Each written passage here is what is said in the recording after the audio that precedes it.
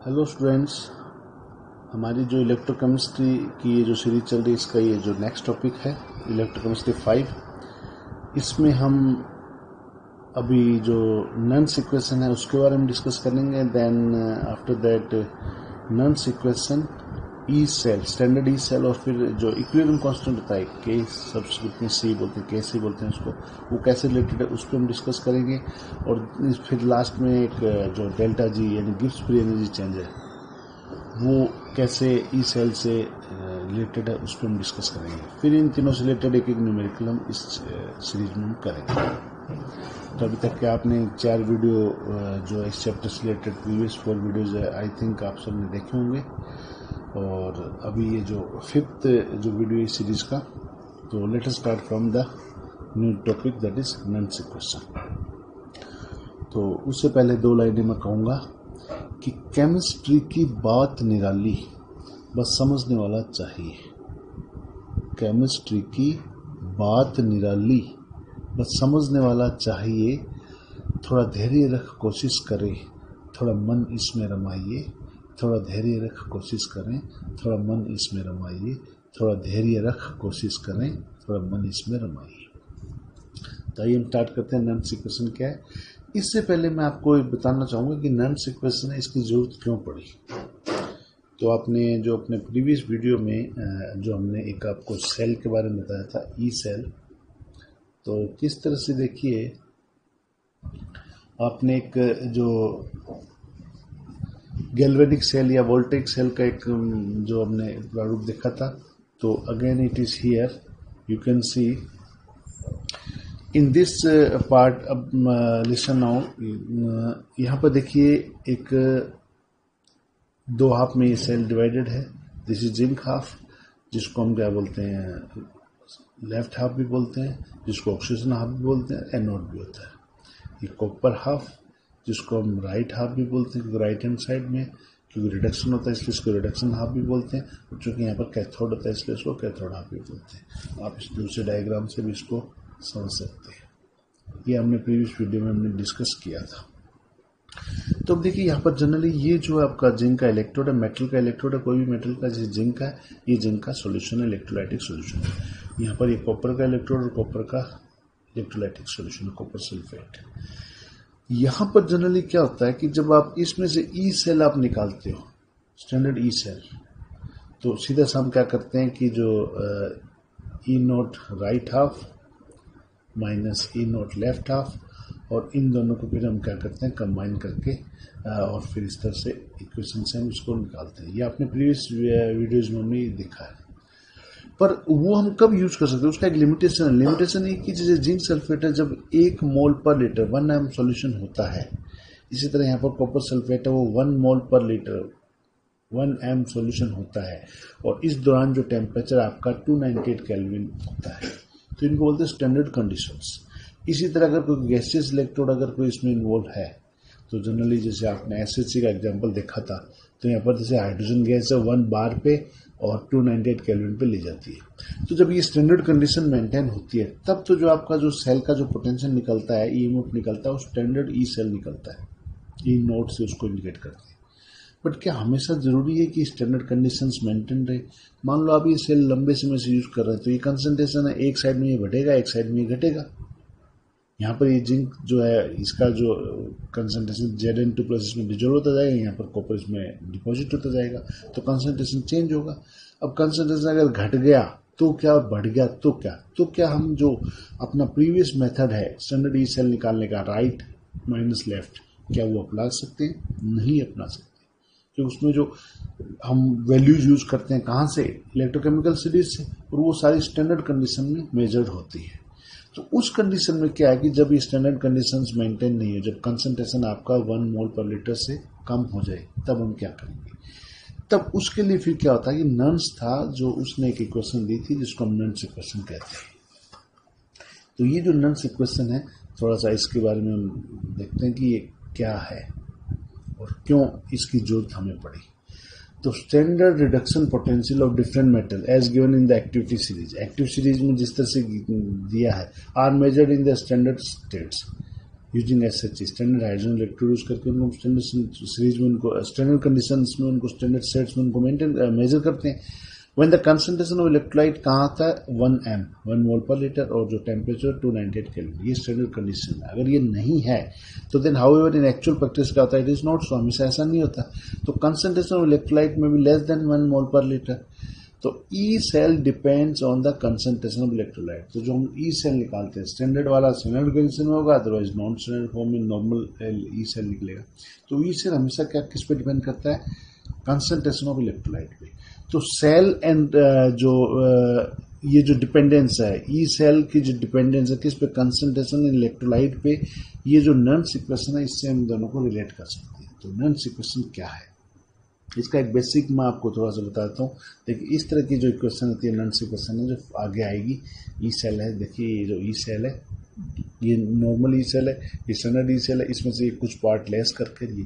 तो अब ये नर्म्स इक्वेशन कैसे आएगी इसके बारे में थोड़ा सा जानते हैं। तो अब इससे पहले देखिए डिपेंडेंस जो आपका कंसंट्रेशन पे किस तरह से Nernst cell equation, dependence of the reduction potential and E cell on concentration. Concentration पे कैसे एक इलेक्ट्रोड का रिडक्शन पोटेंशियल और पूरे सेल का जो ई सेल है वो किस तरह से डिपेंड करता है, तो वो थोड़ा सा अभी हम देखते हैं। तो देखिए डिपेंडेंस तो यहाँ पर देखिए नर्म्स इक्वेशन है, इसको समझाने के लिए एक जनरल एक इलेक्ट्रोड रिएक्शन दी गई है। अभी हम पहले इलेक्ट्रोड का देखते हैं, उसके बाद हम पूरे सेल का फाइंड आउट करेंगे। अब ये देखिए ये सेल का एक सॉल्यूशन है कोई भी, जो जैसे Zn2+ लिया जा सकता था, कॉपर Cu2+ लिया जा सकता था, उसका ये रिडक्शन प्रोसेस दिखाया गया है। तो ये जो मेटल जो एक्वस इलेक्ट्रोलाइट है ये N इलेक्ट्रॉन लेगा और फिर क्या होगा, ये वहाँ जाके डिपॉजिट हो जाएगा यानी इसका रिडक्शन हो जाएगा। तो ये रिडक्शन रिएक्शन है। अब इस रिडक्शन रिएक्शन में नर्म्स इक्वेशन कैसे अप्लाई करेंगे, तो सिंपल सा इसके लिए क्या है E। अब ये देखिए रिडक्शन ऑफ इस इलेक्ट्रोड का रिडक्शन, तो ये जनरली कौन सा है, नॉन स्टैंडर्ड या नॉर्मल रिडक्शन पोटेंशियल, और ये equal to standard reduction potential E nought है, तो स्टैंडर्ड रिडक्शन पोटेंशियल माइनस, अब इसमें जो कुछ ये पार्ट है ये लेस किया गया है। इसमें देखिए क्या RT अपॉन NF। अब यहाँ पे LN होता है नेचुरल लॉग। जब E की पावर x जैसे कोई वैल्यू दे रखी है इक्वल टू समथिंग और उसका हम लॉगरिथम जब लेते हैं तो वो नेचुरल लॉग होता है, और 10 की पावर अगर समथिंग दे रखा है उसका हम लॉगरिथम लेते हैं तो वो generally log to the base 10 होता है। तो ये फिर किसी वीडियो में हम देखेंगे। तो अभी देखिए जो RT upon NF LN natural log M, अभी ये MS ये क्या जनरली इलेक्ट्रोड का concentration oblique Mn plus aqueous ये यानी इलेक्ट्रोलाइट का कंसंट्रेशन, यानी ये पार्ट यानी प्रोडक्ट ऑब्लिक रिएक्टेंट। तो ये इसमें यहाँ पे दिखाया गया है। तो Ln, अब इसी को Ln को जब आप लॉग में कन्वर्ट करते हैं तो यही क्वेश्चन क्या हो जाती है, तो Ln को लॉग में नेचुरल लॉग जो Ln को लॉग में कन्वर्ट करते हैं लॉग टू द बेस 10 में, तो एक वैल्यू है 2.303 उससे मल्टीप्लाई कर देते हैं। तो यही क्वेश्चन क्या रहती है, reduction potential normal is equal to standard reduction potential minus, अब यहाँ पर एक 2.303 एक नंबर आ गया, मल्टीप्लाई विद वही RT वही NF लॉग वही कौन सी इलेक्ट्रोड का कंसंट्रेशन ऑब्लिक इलेक्ट्रोलाइट का कंसंट्रेशन। अब यहाँ पर देखिए R क्या है, T क्या है, N क्या है, F क्या है। R जैसे आपका आइडियल गैस कांस्टेंट होता है वो वाला है ये R, और इसकी वैल्यू 8.31 जूल पर केल्विन पर मोल यहाँ पर हम लेते हैं। इसी तरह टेम्परेचर है, यहाँ पर आपका टेम्परेचर है केल्विन में 298 केल्विन जनरली हम लेते हैं, कुछ कम ज़्यादा भी हो सकता है लेकिन जनरली हम 298 केल्विन ही यूज करते हैं क्योंकि सारी जो इलेक्ट्रोड रिएक्शन है वो रूम टेम्परेचर भी मेजर की जाती है। तो टेम्परेचर इन केल्विन हो गया। N, अब N क्या है, कितने इलेक्ट्रॉन यहाँ पर इस एक रिडॉक्स रिएक्शन में इन्वॉल्व हो रहे हैं, एक्सचेंज ऑफ इलेक्ट्रॉन कितना है।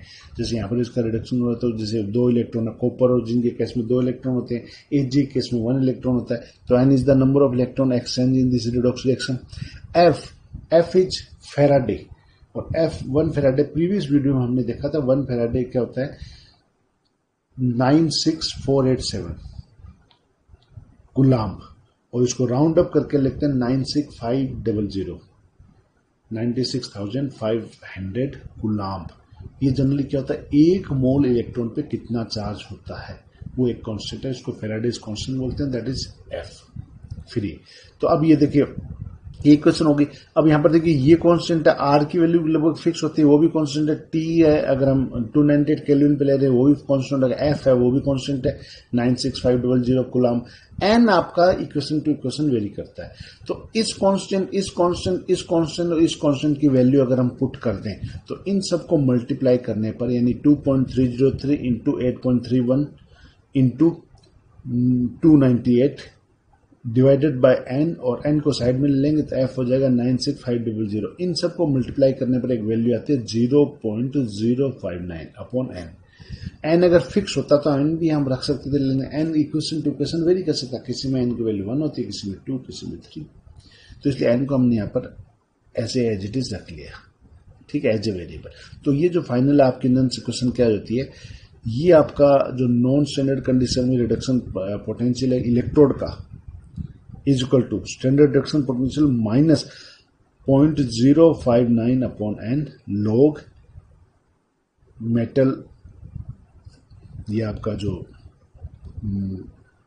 इलेक्ट्रोड का जो कंसंट्रेशन ऑब्लिक इलेक्ट्रोलाइट का कंसंट्रेशन, ठीक है, यानी प्रोडक्ट ऑब्लिक रिएक्टेंट। तो ये आपकी जनरली क्या होगी, नन्स इक्वेशन की एक बेसिक जो है फॉर्म आ गई। और इसी को जनरली हम क्या कर सकते हैं कि थोड़ा सा इसको आगे फिर हम जैसे और एलाबोरेट करेंगे। तो अब यहां पर देखिए, इट मे बी नोटेड कि कंसंट्रेशन ऑफ सॉलिड फेज। अब सॉलिड फेज में जनरली क्या होता है कि जैसे आप अगर इस सेल के अंदर देखेंगे तो जनरली ये जो इलेक्ट्रोड का कंसंट्रेशन है, इधर ये जो इलेक्ट्रोड का कंसंट्रेशन है, ये ऑलमोस्ट फिक्स ही रहता है, ये कभी भी चेंज नहीं होता। आप सेल यूज करते हैं जनरली ये वाला कंसंट्रेशन, ये जो इलेक्ट्रोलाइट का कंसंट्रेशन है वो चेंज हो जाता है, but electrode concentration almost fix रहता है। तो बाय डिफॉल्ट हम इसको क्या कर सकते हैं, इसको एक कांस्टेंट वैल्यू मान लेते हैं और उस कांस्टेंट वैल्यू में इसको यूनिटी लेते हैं। तो it may be noted that the concentration of solid phase आपका यहाँ पर क्या होगा, जो मेटल जो इलेक्ट्रोड का जो कंसंट्रेशन है एम सॉलिड फेज में बी टेकन एज यूनिटी।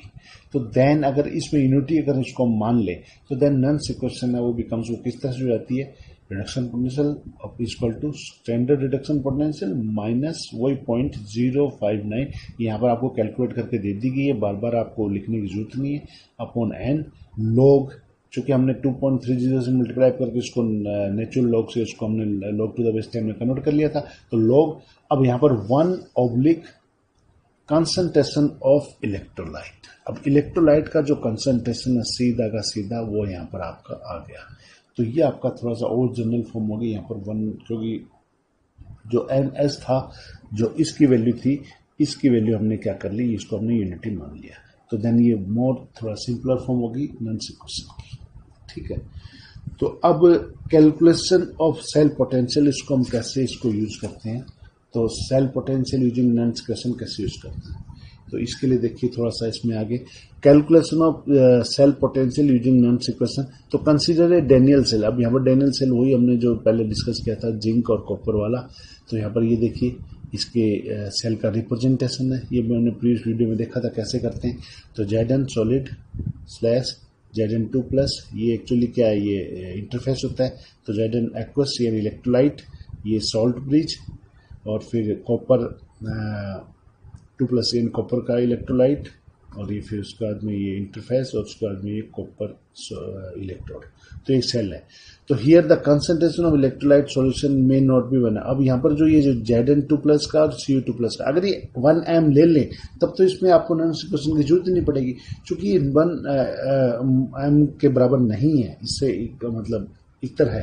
तो इसी वजह से हमें नन्स इक्वेशन की जरूरत पड़ी। तो देन अब इस कंडीशन में देखिए जो ई सेल है वो किस तरह से आपका वैल्यू उसकी जो हो जाएगी। तो EMF of the cell in this situation, तो ईएमएफ ऑफ द सेल यहाँ पर क्या हो जाएगा, देखिए जनरली अगर आपको स्टैंडर्ड सेल लेते हो तो ईएमएफ ऑफ द सेल आता E naught cell is equal to E copper half minus E zinc half, यानी स्टैंडर्ड ई सेल निकालने के लिए। तो this is the standard cell potential ठीक है। तो when Cu2 plus equal to Zn2 plus R equal to 1 1 mole पर litre होता है, तभी जनरली हम इसको यूज करते हैं बड़ा आसानी से। But if the concentration of electrolyte is not maintain as 1 अगर 1 मोल पर लीटर इसको मेंटेन नहीं किया गया, कम हो गया, तो देन आपका जो E cell is not equal to, ये जो है इसके बराबर नहीं होगा, क्योंकि तब ये ई सेल न होकर के क्या हो जाएगा, ये ई सेल स्टैंडर्ड ना होकर के नॉर्मल ई सेल हो जाएगा, तब ये बराबर simple right half minus left half नहीं आएगा। तब उस कंडीशन में हमें क्या करना पड़ता है जी, हमें नन सिक्वेशन की जरूरत पड़ती है। तो अब नन सिक्वेशन पे देखिए एक जनरल एंड बेसिक लेते हैं एक कंडीशन इसमें। तो देखिए आपका ई सेल जो ई इलेक्ट्रोड रिएक्शन है वो किस तरह से इसमें देखिए। तो इलेक्ट्रोड रिएक्शन जनरली हम एक सेल की लेते हैं, तो ये आपकी आ गई। अभी हम ई सेल जो है पूरे सेल का जो रिएक्शन पोटेंशियल हम कैलकुलेट करने जा रहे हैं। तो देखिए ये कॉपर हाफ की रिएक्शन है, जिसमें क्या हुआ C2 प्लस है, इसका रिडक्शन हुआ, कॉपर सॉलिड के रूप में जमा हो गया। इसी तरह जो जिंक हाफ है उसकी रिएक्शन है वो इस तरह से हो जाएगी आपकी, ठीक है। तो ये जनरली क्या आता है इलेक्ट्रोड रिएक्शन से सेल के अंदर। अब इससे हम जब करेंगे तो इलेक्ट्रोड पोटेंशियल किस तरह से निकलेगा। तो पहले इलेक्ट्रोड रिएक्शन थी, अब इनका इन रेस्पेक्टिव रिएक्शन के अकॉर्डिंग इलेक्ट्रोड पोटेंशियल, जैसे अभी हमने प्रीवियस में अभी थोड़ा देखा था कि किस तरह से। तो जैसे कॉपर हाफ का रिडक्शन पोटेंशियल कैसे आएगा, तो reduction potential copper is equal to standard reduction potential minus वही वैल्यू 0.059, ये अभी मैंने बताया था कैसे आएगी ये कैलकुलेट करके, oblique N log 1/Cu2 plus, यानी जो इलेक्ट्रोलाइट है उसका कंसंट्रेशन, यानी ये आपके जनरली किसके आ गई, ये जिंक की मतलब कॉपर हाफ की जो इलेक्ट्रोपोटेंशियल की रिएक्शन ये आ गई, ठीक है। अब इसके बाद में देखिए अगर इसमें जिंक की हम देखेंगे तो जिंक की रिडक्शन पोटेंशियल जो इलेक्ट्रोपोटेंशियल लगे वो क्या आ गई वैल्यू। तो आप इसको थोड़ा सा इसको जिंक वाले की, तो जिंक की value becomes reduction potential of zinc is equal to standard reduction potential minus 0.059/9 log 1/Zn2 plus. ये उसी से आई अभी जो मैंने आपको जो बेसिक एक कैसे कैलकुलेट करते हैं इलेक्ट्रोड के जो रिडक्शन पोटेंशियल, तो उसी से ये हमने कॉपर का और जिंक का हमने हाफ लिया है, क्योंकि हमने ये सेल लिया है जो तो इसमें एक जिंक हाफ है कॉपर हाफ है, तो ये जो रिडक्शन पोटेंशियल किसका, कॉपर का, ये जिंक का, ठीक है। अब इनको जब कंबाइन कर देते हैं हम, तो ओवरऑल सेल का जो रिडक्शन पोटेंशियल इंडिविजुअल का हमने निकाल लिया, उसका पूरे सेल में जब फिट कर, जैसे E cell standard E cell निकाल देते, standard E cell equal to E naught right minus E naught left, तो वैसे ही हम इसमें भी निकालेंगे। तो ओवरऑल जो सेल की रिएक्शन है वो किस तरह से देख से हो जाती है, तो ओवरऑल जो सेल रिएक्शन है वो आपकी इस तरह से हो जाएगी। तो ओवरऑल सेल की आप रिएक्शन देखेंगे तो ये देखिए ये इस पूरे सेल की रिएक्शन होगी। अब इस पूरे सेल की रिएक्शन में देखिए क्या है यहाँ पे, तो जिंक सॉलिड यानी इलेक्ट्रोड प्लस कॉपर इसका electrolyte solution gives zinc electrolyte solution plus copper solid. यहाँ पर क्या हुआ, जिंक का तो ऑक्सीडेशन हुआ जी और कॉपर उसका रिडक्शन हुआ, तो ये जनरली आपको पूरे सेल का एक रिएक्शन होगी। तो अब इसमें से आप जनरली जब आप ई सेल निकालते हैं तो बड़ा आसानी से आपने ई सेल निकालते हैं, ई राइट माइनस ई लेफ्ट, यानी ई जो इलेक्ट्रोड पोटेंशियल कॉपर आपका माइनस जिंक आपका, सिंपली हम ऐसे वही फॉर्मूला है, ठीक है। बट वो जब यहाँ हम नोट लगाते थे वो स्टैंडर्ड हो जाता था, अब यहाँ पर नोट नहीं है तो ये नॉन स्टैंडर्ड यानी विदाउट जो है वो स्टैंडर्ड कंडीशन वन निकलेगा। तो नॉर्मल जो ई सेल जो सेल का जो पोटेंशियल है वो सीधा सा तरीका वही है, बट वहाँ पर हम जो ई नॉट और E naught right minus E naught left ले रहे थे और सीधा वैल्यू कहाँ से उठा रहे थे, हम सीधा एक इलेक्ट्रोकेमिकल सीरीज एक्टिविटी सीरीज से वैल्यू उठा रहे थे, सीधा उसमें पुट कर रहे थे।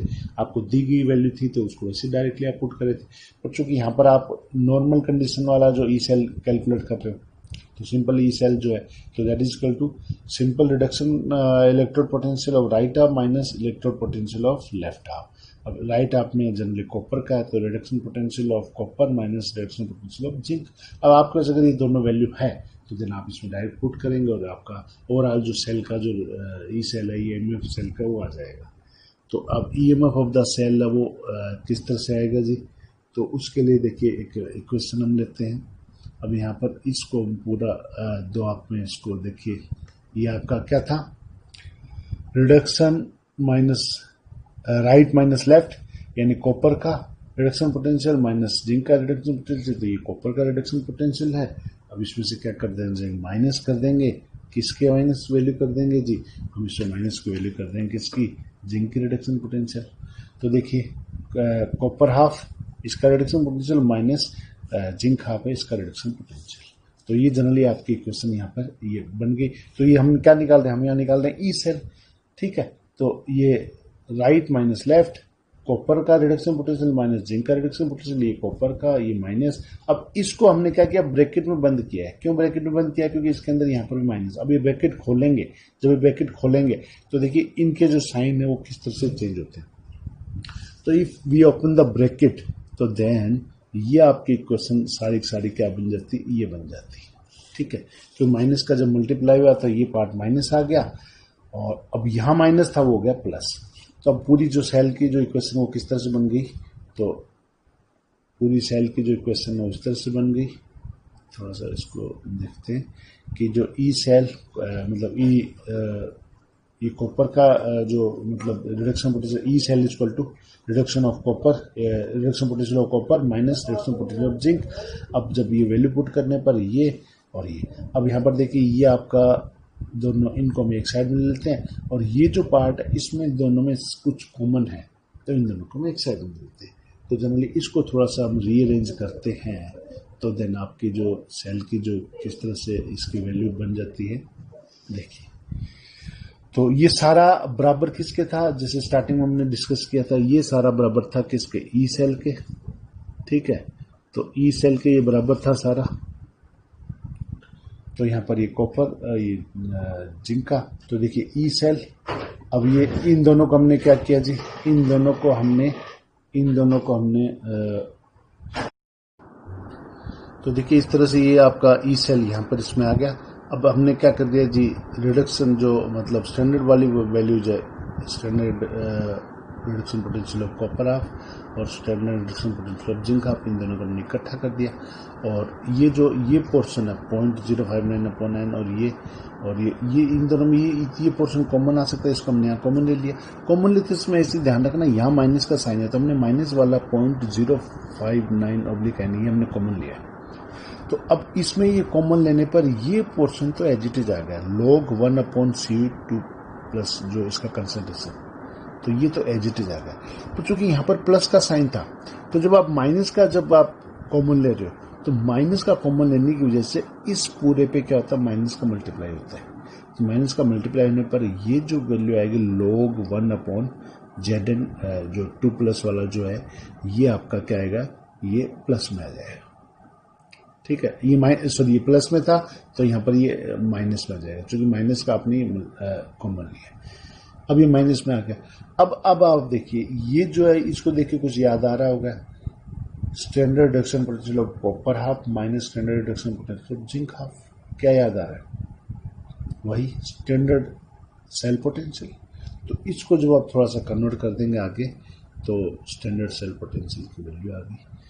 इससे पहले थोड़ा सा इसको मैं थोड़ा सा एलोबरेट करके दिखाना चाहूंगा कि ये जो इसको जो आप ब्रैकेट खोलते हो, इन log 1/C2 प्लस का कंसंट्रेशन माइनस log 1/Zn जो इलेक्ट्रोलाइट है उसका कंसंट्रेशन। तो जब आप इसको खोलते हो तो इसके लिए थोड़ा सा लॉगरिथम के कुछ रूल्स होते हैं, वो थोड़ा सा मैं आपको एक बार बीच में बताना चाहूँगा। ये लॉगरिथम के रूल्स किस तरह से आपको काम आ रहे हैं इसमें यहाँ पे। तो देखिए लॉगरिथम में आगे फिर किसी वीडियो में इनको हम थोड़ा सा डिटेल में पढ़ेंगे।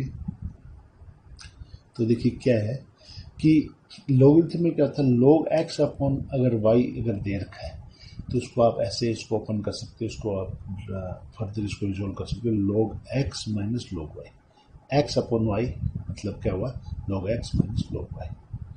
इसी तरह अगर आपको log x minus log y दे रखा है तो उसको आप फर्दर इसको आप रिजोल्व कर सकते हो, log x अपॉन y। तो अब यहाँ पर देखिए आपको इसमें क्या दिया था, log 1/कॉपर 2 प्लस इसका कॉपर का इलेक्ट्रोलाइट का concentration minus log 1/Zn2 plus का। तो ये 1/C2 प्लस, इसको आप क्या लिख सकते हो, x अपॉन y। तो ये हो जाएगा log 1 माइनस log कॉपर का कंसंट्रेशन। इसी तरह इसको करेंगे तो माइनस का log तो log 1। अब ये माइनस और यहां पर माइनस का आ गया, तो देखो माइनस, ठीक है, फिर माइनस का log Zn2 प्लस का, यानी ये माइनस तो कौन सा आया जी, ये 1 वही जो x minus log y, minus का log y, ये माइनस तो ये है, और यहां पर जो माइनस का साइन है वो माइनस का साइन ये है, ठीक है, ये माइनस इसके साथ log 1, ये माइनस इस पूरे के साथ। अब इस ब्रैकेट को थोड़ा और ओपन कर देंगे तो देखिए क्या हो जाएगी। पहले तो आप देखिए इसमें log 1 से log 1, इधर log 1 यहाँ माइनस log 1, तो दोनों कैंसिल आउट हो गए। तो इधर क्या आ जाएगी, जो माइनस का log कॉपर का कंसंट्रेशन, ये माइनस माइनस प्लस हो गया, तो प्लस log जिंक का कंसंट्रेशन। इसको आप थोड़ा सा उल्टा कर देंगे, प्लस वाले को पहले ले लेंगे, माइनस वाले को बाद में ले लेंगे। तो log Zn2 plus minus log copper 2 plus, यानी जिंक का इलेक्ट्रोलाइट कंसंट्रेशन log उसका log माइनस कॉपर का इलेक्ट्रोलाइट कंसंट्रेशन। और इसको हम फर्दर क्या कर देंगे, अगर इसको वैसे वापस, तो log x minus log y बराबर log xy, तो इसको हम क्या करेंगे, ये पार्ट Zn2 प्लस ऊपर चला गया और ये कॉपर प्लस नहीं चला गया। अब इसको आप देखते हुए तो जो फाइनल इक्वेशन हमारे पास आ गई वो इस तरह से आ गई, देखिए, ठीक है। तो ये फाइनल इक्वेशन देखिए, तो अब देखिए ये ई सेल, जो नॉर्मल ई सेल है, जो नॉन इक्वेशन की हेल्प से निकाला गया, is equal to standard E cell minus 0.059 upon n log, अब जिंक हाफ का कंसंट्रेशन अपॉन कॉपर हाफ का कंसंट्रेशन। और इन दोनों को देख करके हम एक बेसिक एक जो इक्वेशन वो किस तरह से बना सकते हैं, जनरल एक जिसको हम ऐसे ले सकते हो आप, यहाँ पर देखिए E cell equal to standard E cell minus 0.059 upon n log। अब यहाँ पर देखिए जिंक वाले पार्ट में ऑक्सीडेशन हो रहा था, तो oxidise state oblique reduce state, copper में रिडक्शन हो रहा था, रिड्यूस स्टेट, ये जनरल इक्वेशन है, ठीक है। यानी आपको अगर जैसे जिंक और कॉपर जो कुछ और वैल्यू दे रखी हो, ठीक है, तो उस कंडीशन में, या जिंक और कॉपर का सेल कुछ ऐसे उल्टा बना दिया हो, कई बार ऐसे कंफ्यूज करने के लिए क्वेश्चन देते हैं, तब उसमें क्या करना है, आप हमेशा ध्यान रखें जहाँ ऑक्सीडेशन होगा वो ऊपर न्यूमरेटर, जहाँ रिडक्शन हो रहा है वो डिनोमिनेटर। अब इसी से एक जनरल इक्वेशन और फर्दर आप एक इक्वेशन आपने देखते हैं ये बना सकते हो आप, ठीक है। तो एक जनरल इक्वेशन क्या बन गई यहाँ पर हमारी, कि फॉर ए जनरल रिएक्शन, यानी A plus B give C plus D, small A small B है ये स्टोइकोमेट्रिक कोएफिशिएंट्स हैं रिएक्टेंट्स के, और स्मॉल सी स्मॉल डी है जो आपके स्टोइकोमेट्रिक कोएफिशिएंट्स है प्रोडक्ट के। तो where n electrons are exchange, अब इस पूरे रिएक्शन में एन इलेक्ट्रॉन एक्सचेंज हो रहे हैं, एन बराबर 1 2 3 कुछ भी हो सकता है।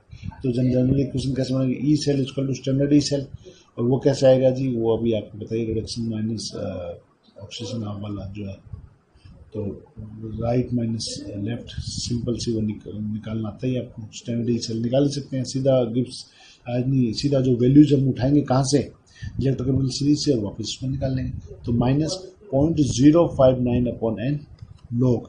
अब यहाँ पर देखिए आप प्रोडक्ट, तो c raise to the power coefficient into दूसरा product d raise to the power stoichiometric coefficient divided by, अब रिएक्टेंट यानी प्रोडक्ट अपॉन रिएक्टेंट, यानी oxidise part upon reduce part, जैसे हमने कहा था, तो प्रोडक्ट अपॉन रिएक्टेंट है इसको कह सकते हैं। तो यहाँ पर देखिए a raise to the power stoichiometric coefficient, b raise to the power stoichiometric coefficient. तो इस तरह से आपको एक जनरल इक्वेशन है, उससे भी आप क्या करते हैं, नॉन्स इक्वेशन को यूज करके इस तरह से आप निकाल सकते हैं। तो अब नॉन्स इक्वेशन आपने देख ली किस तरह से क्या होता है। अब इसके जो हम न्यूमेरिकल सोल्व करेंगे तो थोड़ा सा आपको इसमें कंसेप्ट क्लियर होगा, पर उससे पहले 2 लाइनें इसके लिए मैं नॉन्स इक्वेशन के लिए कहूँगा। तो नॉन्स इक्वेशन, स्टैंडर्ड कंडीशन जब नहीं हो लागू, सेल का घट जाता है बल। स्टैंडर्ड कंडीशंस जब नहीं हो लागू, सेल का घट जाता है बल। नॉन्स इक्वेशन तब लगा के करते हैं हम इसको हल, नॉन्स इक्वेशन तब लगा के करते हैं हम इसको हल। तो जैसे आपको मैंने बताया था कि जब स्टैंडर्ड कंडीशन मेंटेन नहीं रहती, तो अब देखिए इस पूरा एक्चुअली सेल पोटेंशियल ये आता है, अब इसमें से ये वैल्यू लेस हो रही है, तो इसका मतलब सेल की पावर कम हो रही है।